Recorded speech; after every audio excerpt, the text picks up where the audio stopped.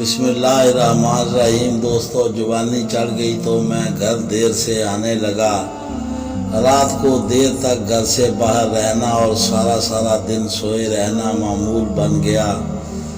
امی نے بہت منع کیا لیکن میں باز نہ آیا۔ شروع میں وہ میری وجہ سے دیر تک جاگتی رہتی۔ بعد میں اس نے سونے سے پہلے فریج کے اوپر ایک چٹھی چپکا کر سو جاتی جس پر کھانے کی نوعیت اور جگہ کے بارے میں لکھا ہوا ہوتا تھا۔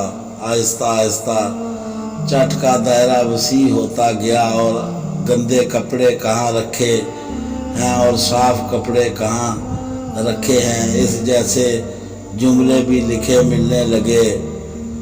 نیز یہ بھی کہ آج فلاں تاریخ ہے اور کل یہ کرنا ہے، پرسوں فلاں جگہ جانا ہے، وغیرہ۔ یہ سلسلہ کافی عرصہ تک جاری رہا۔ ایک دن میں رات کو دیر سے آیا، بہت تھکا ہوا تھا۔ حسب معمول فریج پر چٹھی لگی ہوئی دیکھی لیکن بغیر پڑھے سیدھا بیڈ روم گیا اور سو گیا۔ صبح سویرے والد صاحب کی چیخ کر پکارنے سے آنکھ کھلی۔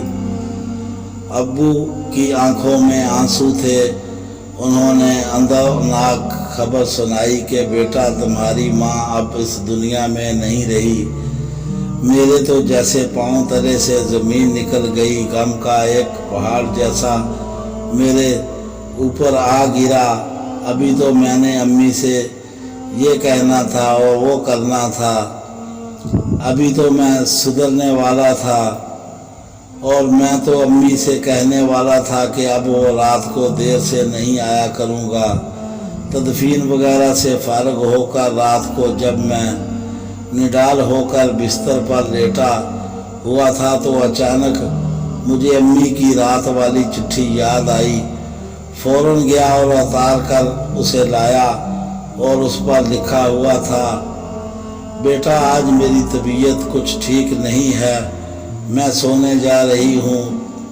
تم جب رات کو آؤ تو مجھے جگا لینا، مجھے ذرا ہاسپٹل تک لے جانا۔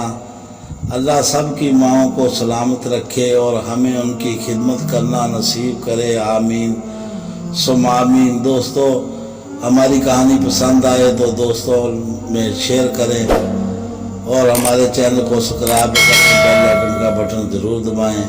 ہمیں دعاؤں میں یاد رکھیں۔ اللہ حافظ۔